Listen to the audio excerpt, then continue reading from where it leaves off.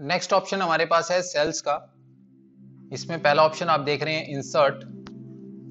हमें अक्सर अपनी स्प्रेडशीट में कई जगह रोज या कॉलम इंसर्ट करने पड़ते हैं, तो वो सब आप यहां से कर सकते हैं इजीली। अब फॉर एग्जांपल इस रो से पहले मैं एक एक्स्ट्रा रो ऐड करना चाहता हूं। अब मान लीजिए ये 9 तारीख की एक सेल है और 8 तारीख की एक सेल मिस हो गई है, तो मुझे यहां पर एक रो इंसर्ट करनी है। मैं सिंपली यहां पर क्लिक करूंगा। इसको करने के 2-3 तरीके हैं, वो सभी तरीके मैं बताने वाला हूं। यहां करेंगे इंसर्ट शीट रो। जैसी शीट रो पे क्लिक करेंगे तो एक रो ऐड हो जाएगी। पहला तरीका ये है। अगर मुझे खाली सेल इंक्रीज करना है, तो वो भी मैं कर सकता हूं, लेकिन ये एक टेबल है, तो टेबल में जैसे ही मैं सेल इंक्रीज करूंगा तो ऑटोमेटिकली रो इंक्रीज होगी। तो इसका डेमोन्स्ट्रेशन मैं आपको इस पर्टिकुलर सेल पर दिखाता हूं। अगर मुझे खाली सेल इंक्रीज करना है तो मैं इंसर्ट सेल पे क्लिक करूंगा। यहां मेरे पास 4 ऑप्शन आते हैं। शिफ्ट सेल्स राइट, यानी ये सभी सेल्स राइट में शिफ्ट हो जाएं। इधर वाले इधर शिफ्ट हो गए हैं, ये खाली हो गया है। दूसरा ऑप्शन है शिफ्ट सेल्स डाउन। ये वाला जो सेल है ये नीचे चला गया है, इसके बाद के भी ये सभी नीचे चले गए हैं। एंटायर रो या एंटायर कॉलम ये तो उसी तरह से काम करेगा जैसे टेबल में काम कर रहा है, यानी पूरी रो आ गई या पूरा कॉलम ऐड हो गया। तो यहां से आप कर सकते हैं। किसी भी सेल से पहले कॉलम ऐड करने के लिए इंसर्ट शीट कॉलम्स ऐसा करेंगे, तब भी वो कॉलम्स ऐड हो जाएंगे। उसके बाद एक वर्कशीट ऐड करने के लिए, नई वर्कशीट ऐड करने के लिए आप इंसर्ट शीट करते हैं, जिसकी शॉर्टकट की है शिफ्ट F11। किसी भी तरह से आप इसको कर सकते हैं। वर्कशीट ऐड करने का मतलब है कि एक नई शीट बन गई है, एक नया पेज आ गया है, जिसको आप रीनेम करके कुछ भी नाम दे सकते हैं, लेकिन मुझे इसको रखना नहीं है तो मैं इसको डिलीट कर रहा हूं। इन सब में से मेरा जो सबसे फेवरेट तरीका है वो है, अगर मुझे रो ऐड करनी है तो मैं पूरी रो को सिलेक्ट करता हूं। इससे पहले मुझे एक रो ऐड करनी है, उसके बाद सिंपली इंसर्ट पे क्लिक कर देता हूं। यहां जाकर इंसर्ट रो या इंसर्ट कॉलम पे क्लिक करने से बढ़िया जो आसान तरीका है वो ये है।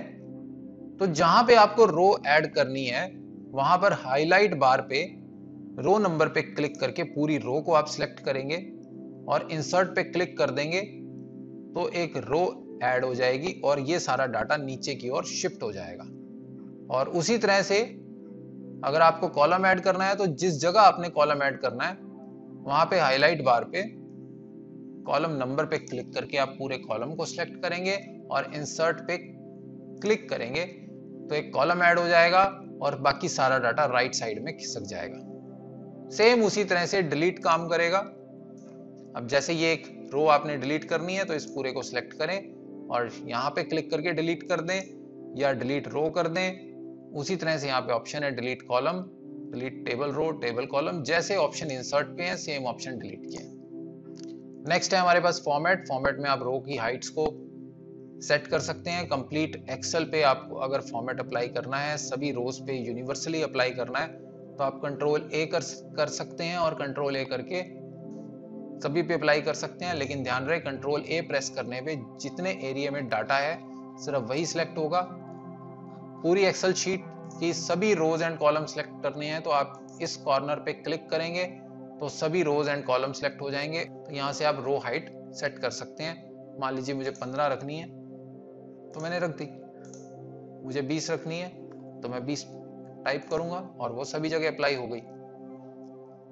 ऑटो फिट कर देंगे तो सभी रोज ऑटो फिट हो जाएंगी फॉन्ट एंड कंटेंट के अकॉर्डिंग। उसी तरह से कॉलम की विड्थ को भी आप डिफाइन कर सकते हैं, फिक्स कर सकते हैं। कॉलम की विड्थ को नॉर्मली ऑटो फिट मोड पे ही रहता है और वहां से हम सभी कॉलम्स की विड्थ कम या ज्यादा करते रहते हैं।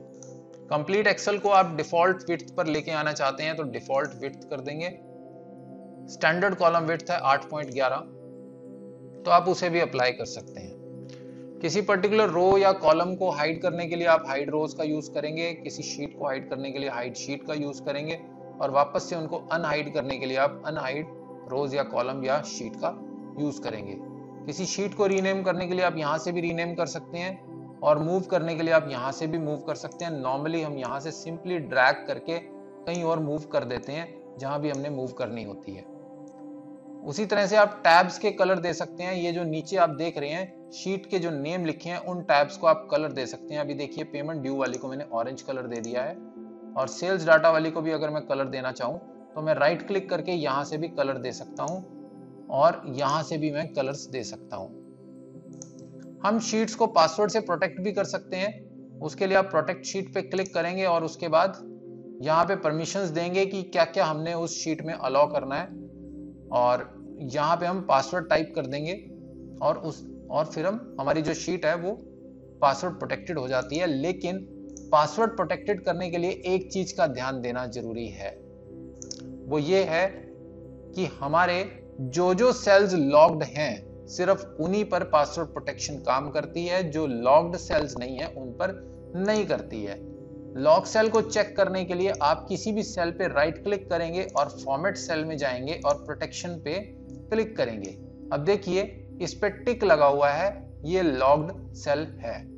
बाय डिफॉल्ट सभी सेल्स लॉग्ड होते हैं। अब मान लीजिए ये एक शीट है आपके सामने, इसका इतना हिस्सा आप चाहते हैं पासवर्ड प्रोटेक्ट करना। उससे फायदा ये होगा कि इतने हिस्से में ना कुछ डिलीट होगा ना कुछ एडिट होगा, और इतना हिस्सा आप चाहते हैं कि ये पासवर्ड प्रोटेक्टेड ना हो, कोई भी आदमी अपना कुछ भी टाइप करे। तो आपको सिंपली ये करना है कि इतने हिस्से को आप अनलॉक कर देंगे। अब यहां से मैंने लॉक को हटा दिया है और अब मैं आपको प्रोटेक्ट करके दिखाता हूं। प्रोटेक्ट शीट, यहाँ पे 1 2 3 4 मैं पासवर्ड लगा रहा हूं फिलहाल के लिए। यहाँ जो परमिशन मैं देना चाहता हूं दे सकता हूं, ये अलाउ करने के लिए, और वापस से 1 2 3 4 पासवर्ड मैंने लगाया, ओके कर दिया। अब देखिए यहां पे मैं कुछ भी नहीं टाइप कर पा रहा हूं, लेकिन इस पर्टिकुलर सेल में मैं टाइप कर पा रहा हूं क्योंकि इसको मैंने अनलॉक किया हुआ है। बाकी सब फॉर्मेटिंग बंद है मेरे लिए, सिर्फ इस पर्टिकुलर सेल में मैं कुछ भी कर सकता हूं, कोई प्रॉब्लम नहीं है। लेकिन इस सेल में मैं कुछ भी नहीं कर सकता, बाकी कहीं पर मैं कुछ भी नहीं कर सकता। वापस से अनप्रोटेक्ट कर देता हूं शीट को। तो शीट प्रोटेक्शन में आपकी लॉकिंग काम करेगी।